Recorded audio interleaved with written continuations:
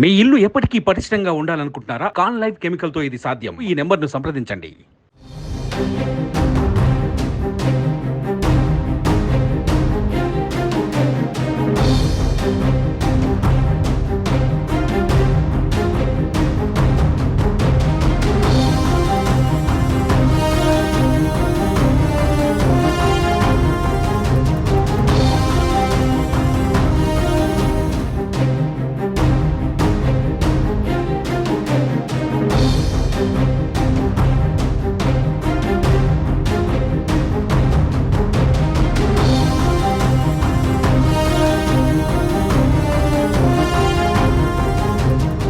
మా పార్టీ అధ్యక్షులు పవన్ కళ్యాణ్ గారు 30 తారీఖు నుంచి 10 నియోజకవర్గాల్లో ఎన్నికల ప్రచారం ఖరారైంది. 30 తారీఖు నుంచి 2వ తారీఖు వరకు పిఠాపురంలో, 3వ తారీఖున తెనాలి నియోజకవర్గంలో, 4వ తారీఖున నెల్లిమర్ల నియోజకవర్గంలో, 5వ తారీఖున అనకాపల్లి నియోజకవర్గంలో, 6వ తారీఖున ఎలమంచిలి నియోజకవర్గంలో, 7వ తారీఖున పెందుర్తి నియోజకవర్గంలో, 8వ తారీఖున కాకినాడ గ్రామీణ నియోజకవర్గంలో, 9వ తారీఖున మరొకసారి పిఠాపురంలో, 10వ తారీఖున రాజోల్ నియోజకవర్గంలో, 11వ తారీఖున పి గన్నవరం నియోజకవర్గంలో, 12వ తారీఖున రాజానగరం నియోజకవర్గాల్లో మొదటి విడత ఎన్నికల ప్రచారం మా పార్టీ అధ్యక్షులు పవన్ కళ్యాణ్ గారి టూర్ ప్రోగ్రాం ఖరారైంది.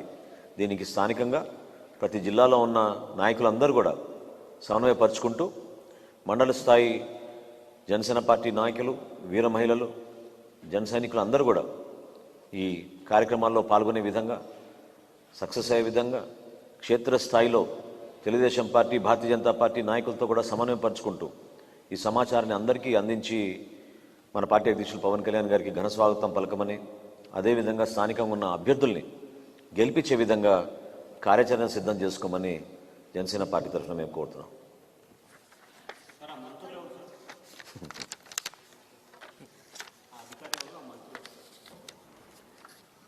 మీరు నోట్ ఫైల్ చూస్తే దాంట్లో ఉంటుంది చాలా క్లియర్గా. అది ఏ శాఖనో మీ అందరికీ తెలుసు. ఆ శాఖ మార్చులు ఎందుకు ఆ విధంగా వ్యవహరించారో, ఎందుకు ఐఏఎస్ అధికారి పైన ఆ ఒత్తిడి తీసుకొచ్చారో, అంత పెద్ద మొత్తం ఎందుకు ఆఫర్ చేశారో చెప్పాలి.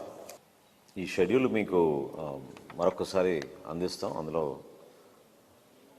పిఠాపురం నేను అన్నట్టు 9వ తారీఖు కూడా పిఠాపురం మరొకసారి ఉంది. సో 2 సార్లు పిఠాపురం ఉంది. మిగతా నియోజకవర్గాలు సిస్టమ్ అని ఫాలో అయ్యాను. చెప్పండి. సారీ అమ్మా, మీరు ఏదో ప్రశ్న అడుగుతున్నారు. ఏమండి, ప్రజాస్వామ్యంలో ప్రత్యేకంగా ఎన్నికల సందర్భంలో ప్రతి ఒక్కరు కూడా పార్టీల పరంగా పోటీ చేయాలనే ఆలోచనతో కొన్ని నిర్ణయాలు తీసుకుంటూ ఉంటారు.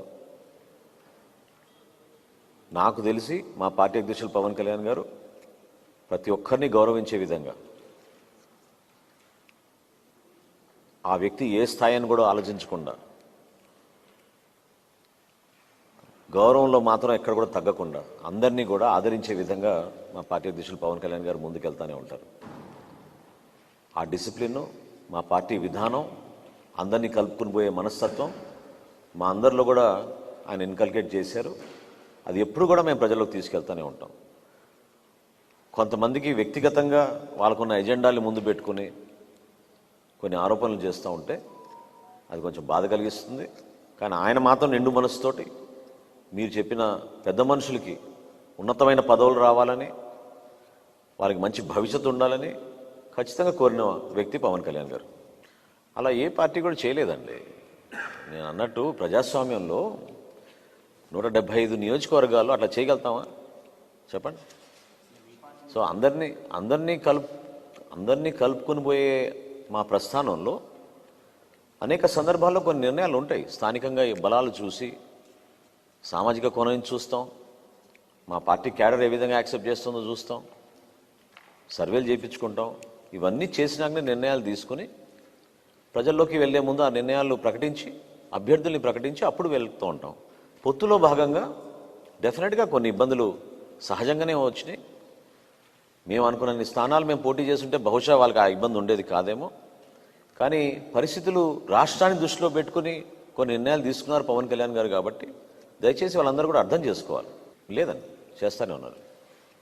ఆ ఎక్సర్సైజ్ పార్టీ ప్రెసిడెంట్ గారు ఆల్రెడీ చేస్తూనే ఉన్నారు, కొనసాగుతూనే ఉన్నారు. అంటే మాకున్న లిమిటెడ్ రిసోర్సెస్ తోటి లిమిటెడ్ నెంబర్ ఆఫ్ సీట్స్లో డెఫినెట్గా వినబిలిటీ అనేది ప్రధానమైన ఫ్యాక్టర్ ఏ రాజకీయ పార్టీకైనా. అది బేస్ చేసుకుంటూనే కరెక్ట్గా నిర్ణయాలు తీసుకోవాలి, జాగ్రత్తగా అందరికీ అవకాశాలు ఇవ్వాలనే ఉద్దేశంతో పవన్ కళ్యాణ్ గారు చాలా లోతుగా దీనిపైన సమాచారం తెప్పించుకునే నిర్ణయాలు తీసుకున్నారు.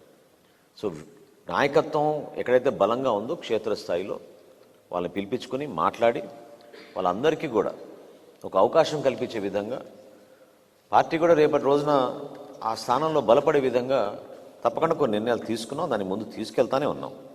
అంటే ఇండియన్ ఇన్స్టిట్యూట్ ఆఫ్ మేనేజ్మెంట్ అహ్మదాబాదే రిపోర్ట్ ఇచ్చింది. ఆ రిపోర్ట్ని బుట్టదాఖలు చేశారు ఈ ప్రభుత్వం. అది కూడా మీరు వెరిఫై చేసుకోండి. ఆంధ్రప్రదేశ్లో ఈ 5 సంవత్సరాల్లో ఉన్న అవినీతి గురించి ఇండియన్ ఇన్స్టిట్యూట్ ఆఫ్ మేనేజ్మెంట్ అహ్మదాబాదే ఓ రిపోర్ట్ ఇచ్చారు. ఆ రిపోర్ట్ కూడా వీళ్ళు తొక్కిపెట్టారు, బుట్టదాఖలు చేశారు. సుమన్ టీవీలో మీ పర్సనల్ అండ్ బిజినెస్ ప్రమోషన్స్ కోసం కింది నెంబర్కి కాంటాక్ట్ చేయండి.